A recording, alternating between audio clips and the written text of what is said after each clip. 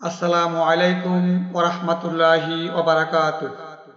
নিয়মিত হাদিস অধ্যয়ন, এসো হাদিস শিখি পর্ব ৬ আপনাদের স্বাগতম। প্রথম হাদিসটি দিন বা ইসলাম সম্পর্কে বা দিন বা ইসলাম নিয়ে। হযরত আবু হুরায়রা রাদিয়াল্লাহু তাআলা আনহু বলেন, নবী করিম সাল্লাল্লাহু আলাইহি সাল্লাম বলেছেন, নিশ্চয়ই দিন সহজ। দিন নিয়ে যে বাড়াবাড়ি করে দিন তার উপরে জয় হয়।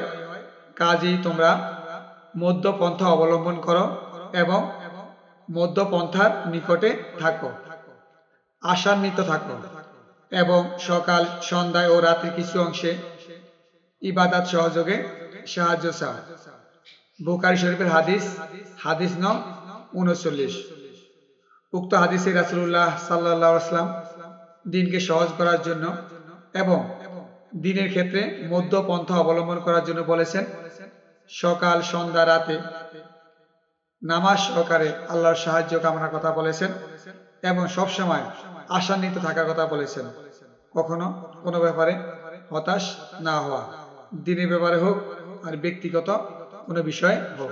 ২ নাম্বার হাদিস, হাদিসটি হচ্ছে ইসলাম গ্রহণ করার ফজিলত নিয়ে।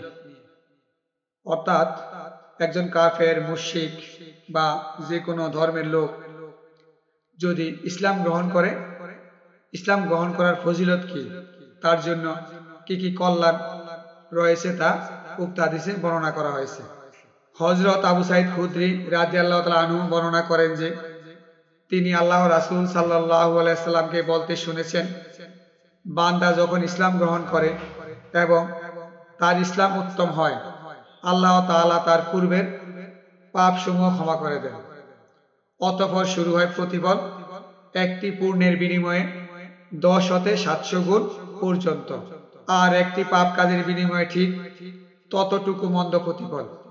অবশ্য আল্লাহ তাআলা যদি ক্ষমা করে দেন তবে তা অন্য ব্যাপার। হাদিসটি বুখারী শরীফের ৪১ নং হাদিস।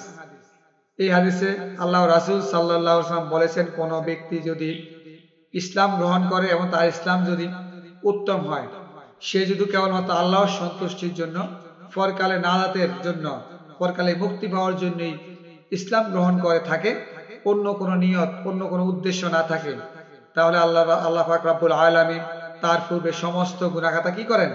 মাফ করে দেন। সুবহানাল্লাহ। ৩ নাম্বার হাদিস, হাদিসটি হচ্ছে ইসলামের উপরে অবিচল থাকার ফজিলত।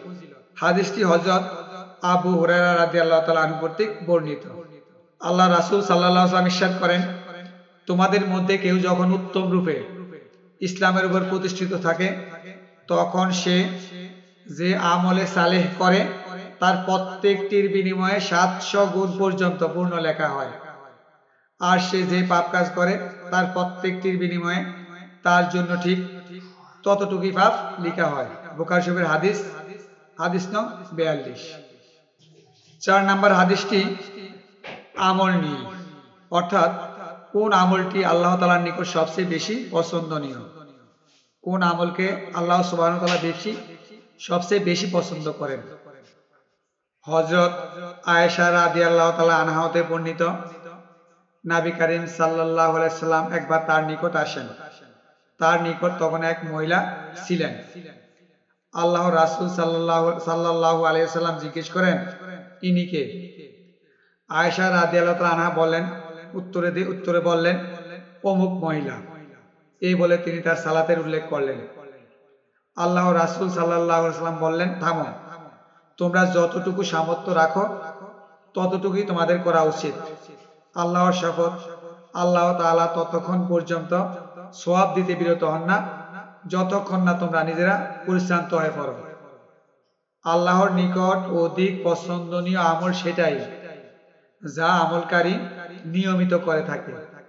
বুখারী শরীফের ৪৩ নং হাদিস এটি। উক্ত হাদিসে রাসূলুল্লাহ সাল্লাল্লাহু আলাইহি ওয়াসাল্লাম বলছেন যে, যে আমল নিয়মিত করা হয়, সেটাই অল্প হোক বেশি পরিমাণেই হোক, নিয়মিত করা, এই করাটাকে আল্লাহ পাক রব্বুল আলামিন সবচেয়ে বেশি পছন্দ করেন। তাই আমাদের যে কোনো আমল ছোট হোক বড় হোক তা নিয়মিত করার চেষ্টা করা উচিত। পঞ্চম হাদিস হলো জানাজাতে অংশগ্রহণের সওয়াব নিয়ে। কোন ব্যক্তি জানাজায় শরীক হলে তার কি সওয়াব হয় সেই বিষয়ে পঞ্চম হাদিসটি বর্ণিত হয়েছে। হযরত আবু হুরায়রা রাদিয়াল্লাহু তাআলা আনহু হতে বর্ণিত, তিনি বলেন, আল্লাহর রাসূল সাল্লাল্লাহু আলাইহি ওয়াসাল্লাম ইরশাদ করেন, যে ব্যক্তি ঈমানের সাথে ও পূর্ণের আশায় কোন মুসলিমের জানাজায় অনুগমন করে এবং তার সালাতি জানাজা আদায় ও দাফন সম্পূর্ণ হওয়া পর্যন্ত সঙ্গে থাকে, সে 2 কিরাত সওয়াব নিয়ে ফিরবে। এক কিরাত হলো উহুদ পর্বতের মতো বা উহুদ পর্বতের সমান। আর যে ব্যক্তি শুধু তার জানাজা আদায় করে তারপর দাফন সম্পন্ন হবার পূর্বেই ফিরে আসে বা চলে আসে, সে 1 কিরাত সওয়াব নিয়ে ফিরবে।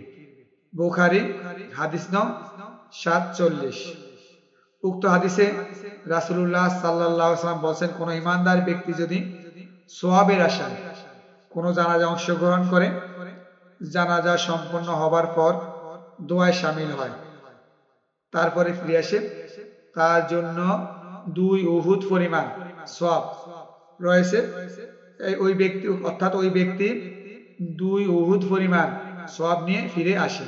আর কেউ যদি শুধু কেবলমাত্র জানাজা পড়ে চলে আসে, তার জন্য 1 উহুদ পরিমাণ সওয়াব। সুবহানাল্লাহ। আসুন আমরা এই হাদিসগুলো অনুকরণ করে আমাদের জীবনকে সুন্দর করে আল্লাহ পাক রব্বুল আলামিন আমাদের সবাইকে সেই তৌফিক দান করুন। আমিন। ওমা তৌফিক ইল্লা বিল্লাহ। আসসালামু আলাইকুম ওয়া রাহমাতুল্লাহি ওয়া বারাকাতুহু।